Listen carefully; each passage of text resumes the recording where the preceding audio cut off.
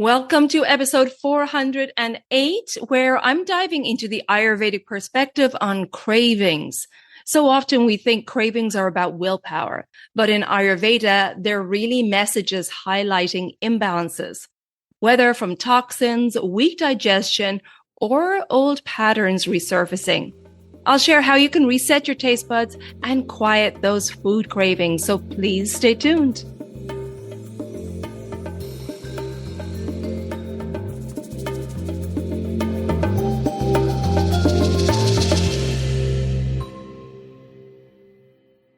Hi there, I'm your host Colette, and on this podcast I will be sharing the teachings of Ayurveda, yoga, and holistic health practices. Now, if you're new to Ayurveda, I recommend checking out the first couple of episodes where I do an introduction to Ayurveda and the mind-body types. Thanks for listening, and now here's a new episode. Hey there, and welcome back to the podcast. In this episode, I'm diving into a topic so many of us can relate to. Food cravings. Have you ever noticed how cravings seem to resurface, especially when you're tired, stressed, or at the change of a season? Ayurveda teaches us that this often happens when ama, undigested residue or toxins, begins to accumulate, or when Agni, our digestive fire, weakens. And here's the beautiful part. Ayurveda does not see cravings as a lack of willpower. So, if you've ever felt frustrated with yourself around food cravings, take a deep breath here. This isn't about blame. It's about listening more deeply. They're simply messages from imbalance. These cravings aren't about a lack of willpower or discipline. Instead, they're often a sign that something deeper is happening.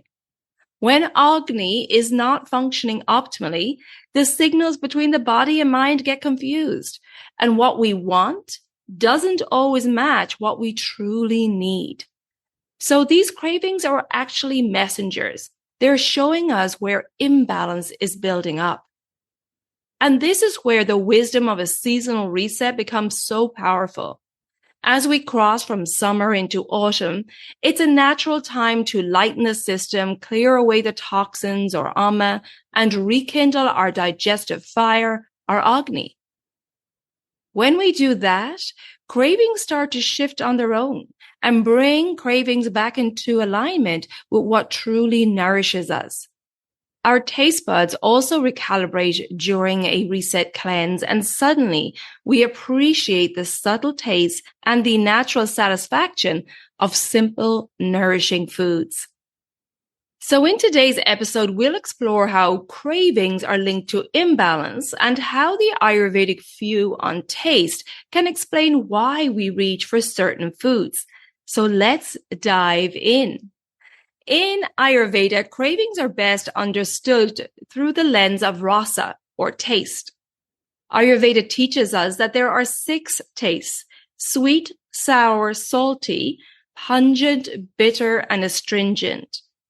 Each of these tastes plays a specific role in maintaining balance in the body and mind, and each has a direct influence on the doshas. For example, the sweet taste, found in grains, root vegetables, milk, and sweet fruits, grounds, nourishes, and provides stability. It calms the Vata dosha and the Pitta dosha, but can increase the Kapha dosha. The sour taste is present in fermented foods, citrus, and yogurt. Sour kindles Agni, stimulates digestion, and awakens the palate. It pacifies the Vata dosha, but can increase both Pitta and Kapha. The salty taste from natural mineral salt enhances flavor, supports electrolyte balance, and helps with the assimilation of nutrients. Salt increases Pitta and Kapha, but it balances Vata. The pungent taste from spices like black pepper, mustard seed, and chili stimulates circulation, enlivens Agni, and reduces congestion. The pungent taste reduces Kapha, but can increase Pitta and Vata. The bitter taste, found in greens, turmeric, fenugreek detoxifies, lightens the body, and clears heat. The bitter taste brings balance to Pitta and Kapha, but can increase Vata dosha. And finally, the astringent taste found in legumes, pomegranate, cranberries, and many beans tones the tissues, supports elimination, and has a cleansing, drying quality that reduces the Kapha dosha and the Pitta dosha, but can increase the Vata dosha. As I share these with you, you might reflect which of these patterns feels most familiar to you. Do you notice yourself reaching for sweets when you're tired or spicy food when you're already feeling fiery? Simply noticing is the first step. For example, when the Pitta dosha is high, we might crave sour, spicy, and salty foods, which feel satisfying in the moment, but further inflame acidity, irritability, and skin issues. When Kapha is dominant, we often crave sweets and heavy comfort foods, which only create more sluggishness, more mucus and lethargy. And when Vata dosha is high, the pull towards salty, dry, or crunchy foods like chips, crackers, and popcorn, which provide quick stimulation, but worsen dryness and instability. Ayurveda helps us distinguish between true needs and false cravings.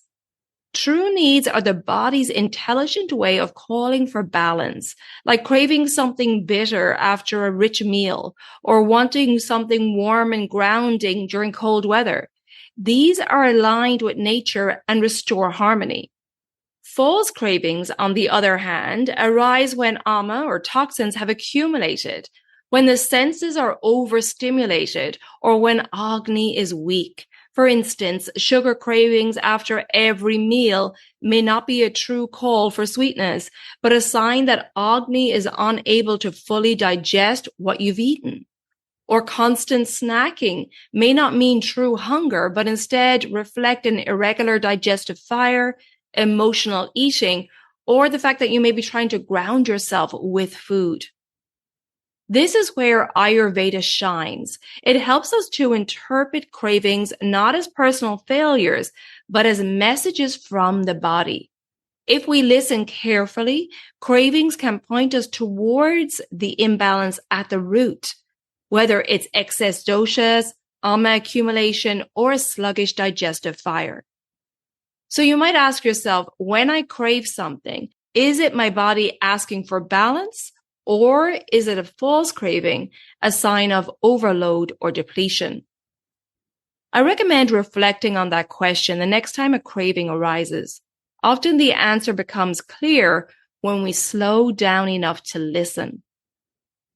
Now that we understand how cravings arise through rasa and doshic imbalance, let's go a little deeper into why cravings don't always reflect our true needs. In today's world, our taste buds are constantly hijacked by ultra-processed foods and stimulants. Packaged foods, refined sugars, artificial flavor enhancers, and caffeine are engineered to be hyper-palatable. They light up the brain's reward system and create a cycle of desire that feels like hunger, but it's not. The body doesn't actually need a cookie at 10 p.m. or that third coffee in the afternoon. It's just that the taste buds and brain chemistry have been trained to expect that stimulation. This artificial overstimulation not only creates imbalance, but also numbs our sensitivity to the natural satisfaction that comes from simple, wholesome foods. Ayurveda explains this in terms of ama and agni. When ama, toxins, build up in the body, it creates a kind of fog in the body and mind. That fog blocks clarity. Instead of sensing what we truly need, we mistake what we want for what we need. For example, a sluggish Agni might crave sugar or coffee to push digestion along, when what we really need is some movement, some warmth, or a lighter diet to rekindle the digestive fire. Amma scrambles the body's signals, so our cravings become distorted reflections of imbalance rather than guides towards health. Now, there's also the emotional dimension. Many of us use food for comfort, distraction, or grounding. Stress may send us reaching for crunchy, salty snacks to release tension. Loneliness might pull us towards sweets for a quick emotional warmth. And exhaustion might drive us to stimulants like caffeine instead of the rest our body truly needs. In these cases, cravings aren't about the stomach at all. They're about the heart and mind. When the mind is unsettled, the senses seek external stimulation. Food becomes an easy, socially acceptable way to soothe or distract ourselves. And perhaps you can think of a time when you reach for food not because of hunger, but for comfort or companionship. We've all done it. The problem is that none of these cravings, whether driven by ultra-processed foods, ama or toxins, emotions, actually bring deep nourishment. They only give temporary relief, and often they make the imbalance worse. And again, this isn't about willpower. It's about awareness. When we see cravings in this way, we can start to shift them. Ayurveda encourages us to meet these moments with compassion rather than judgment. This is why a reset cleanse is so powerful. It clears away ama, rekindles Agni, and resets the taste buds.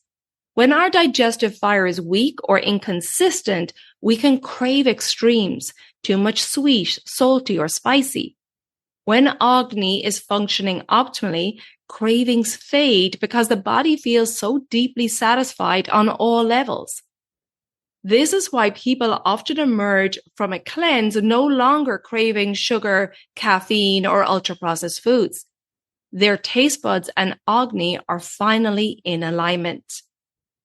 Now, if you're looking for support, then please check out my upcoming group discounted digestive reset cleanse for this seasonal transition. We're starting October 3rd.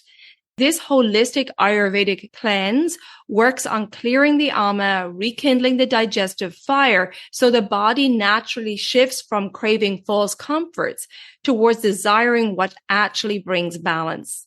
And in your 90-minute online consultation, I tailor the recipes, the self-care, and mindfulness practices to you and your lifestyle, making it very doable while you get on with your day-to-day life. In the private group that comes with the cleanse, you'll receive support, accountability, and step-by-step guidance from me. This cleanse offers an all-in-one reset, and you get to experience and feel the difference for yourself when at the end of the cleansing process, your cravings are gone and your taste buds are more sensitive. As I said, we start October 3rd, and if you book before September 5th, you can save a further 10% with my early bird discount. Use the code CLEANSE10, that's CLEANSE10 at checkout, and you'll find all the details in the show notes, or visit my website, elementshealingandwellbeing.com, and just go to the events page for that upcoming group discounted cleanse. So now let's take a deeper look at how an Ayurvedic cleanse resets taste buds. Modern diets are often dominated by foods engineered to be hyper-flavored, loaded with sugar, salt, and artificial seasonings. During an Ayurvedic cleanse, the diet is simplified, warm, fresh, easy-to-digest meals like khichdi and soup, gentle spices, and seasonal produce. This quietening down removes a constant barrage of artificial stimulation and allows the taste buds to reset. The cleanse will also strengthen your Agni, your digestive fire. Weak or erratic Agni confuses the body's signals, driving false cravings.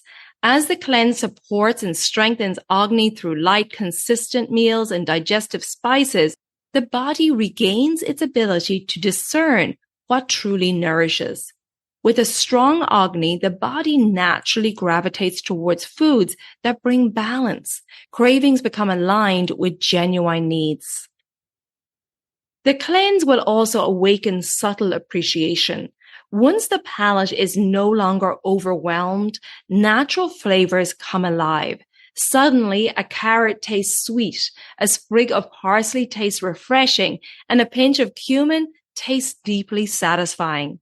This awakening reconnects us to the 6 rasas or tastes in their natural forms, creating satisfaction without excess. The cleanse also helps to shift you from overstimulation to subtle satisfaction. Before cleansing, we often seek bigger, bolder, saltier, sweeter flavors to feel satisfied. After cleansing, subtle flavors feel enough. The mind feels clearer, the body lighter, and meals become naturally satisfying. This subtle satisfaction is what makes post-cleanse eating sustainable. Your taste buds are no longer hijacked by hyper-palatable foods. An Ayurvedic cleanse is not about deprivation. It's about recalibrating. By resetting both digestion and taste, it frees you from the cycle of cravings and helps you enjoy the natural abundance of foods that truly nourish body and mind. And talking about the mind, cravings go beyond the physical. In Ayurveda, cravings are not seen as just biochemical. They're also deeply tied to habits, conditioning, and samskaras, which are mental impressions left by past actions. For example, the tendency to reach for something sweet when stressed might be less about sugar and more about a long-held pattern of seeking comfort through food. Every repeated action leaves an impression in the mind. Over time, these impressions form grooves that shape our automatic behaviors. This is why we often find ourselves eating without thinking, reaching for foods that we know don't serve us. It's less about willpower and more about ingrained patterns. A cleanse simplifies life. Meals are planned, food choices are clear, and the daily structure, self-care, and mindfulness practices are supportive. In this space, you start to notice the emotional pull towards certain foods, not to judge it, but to observe it with compassion. For example, noticing the urge for chocolate after dinner, then pausing to ask, am I truly hungry, or am I seeking comfort, stimulation, or reward? When cravings arise, but the familiar foods aren't there, you have the chance to sit with the feeling instead of reacting. This pause is powerful. It interrupts the unconscious cycle and allows for new, healthier grooves or samskaras to form. Over time, this leads to freedom from unconscious eating and reduces emotional dependency on food. You may not notice it right away, but each pause is planting a new seed of awareness.